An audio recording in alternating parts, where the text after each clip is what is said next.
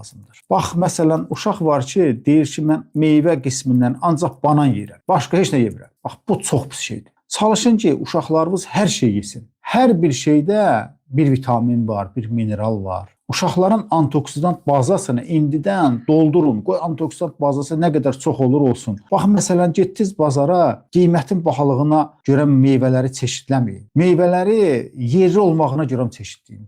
Bilin ki, sizin uşaqlarınız üçün ən yaxşısı yerli və əyri-müyrin meyvələrdir. Mən nəinki yerli, belə deyərdim ki, parnik meyvələr, onu demirəm. Onlar da antioksidant yoxdur. Bax, məsələn, bananın özü bu dəqiqə 30 il bundan qabaqki bananla müqayisədə kalium miqdarı 30 dəfə aşağı düşüb. Məsələn, pomidorda antioksidant likopen maddəsi bostan pomidoruna nisbətdə 20-25 dəfə aşağıdır. Yəni, bostan meyvələri, meşə meyvələri, sonra əyri-müyrin belə cırmə, alma görürsünüz, bir var, yekə-yekə almalar, qala, məsələn, alması, böyük almadır, nə olsun ki? Boş verin, onun heç bir antioksidantı yoxdur. Bir də var, məsələn, qızıl əhməd var, cırhacı var, qəndi sinap var, sinap var. Bunlar bizim yerli almalar, palmit var. Bunlardan alın verin uşaqlarınıza. Və yaxud da ki, ondan da yesin, bundan da yesin. Sonra uşağa sarımsaq yeməyi öyrəşdirin, soğan yeməyi öyrəşdirin. Bax, bunlardan uşaq nə qədər rəngarəng qidalanmağa öyrənsə, uşaqlarda da elə böyüklərdə də antioksidant bazası bu artır, çoxalır.